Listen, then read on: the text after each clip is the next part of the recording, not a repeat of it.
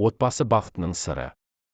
Үйдегі тыныштықтың, түсіністіктің ең негізгі қағидаларының бірі, сырттағы адамдармен қалай сыпайы және жақсы мәміледе болсақ, дәл сондай мәміленің жанұя ішінде де болуы. Сыйластық болған үйде бақ-береке де болады. Ертеде бір жас жігіт отбасы ішінде қалай бақыт пен тыныштық орнатуға болатынын іздейді. Адамдар оған пәлен ауылда бір шал мен кемпір бар, білсе солар біледі бақытты тұрмыстың сырын, өйткені олардың ұрысқанын, бір-біріне дауыс көтергенін әлі ешкім көрген емес дейді.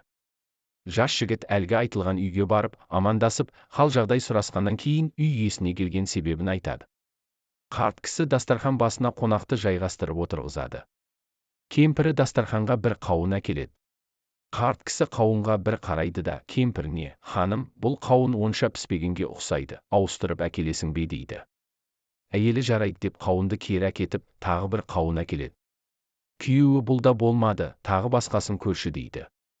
Әйелі жарайды деп, тағы алып кетеді. Қарт кісі келген қонаққа, әйелім онша таңдай алмаса керек, кеттік бірге барып таңдап келейік деп екеуі бірге ас үйге кіреді. Ас үйге кіргенде бір ғана қауын тұрғанын көреді. Қарт кісі қонаққа қарап, отбасы бақытының сырын түсіндің бе деп сұрайды. Жас жігіт түсінбедім деп жауаптайды. Балам, үйде бір ғана қауын бар еді. Мен білетінмін біреу ғана екенін, менің білетінімді әйелім де біледі. Мен қауынды алып кетіп басқасын әкел дегенімде, жарайды деп әкетіп дәл соны қайта әкелді.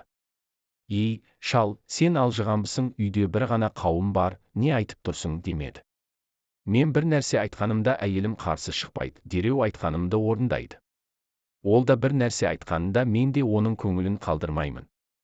Сол себепті ұрыс-керісте болмайды. Отбасы бақытының сыры осы дейді.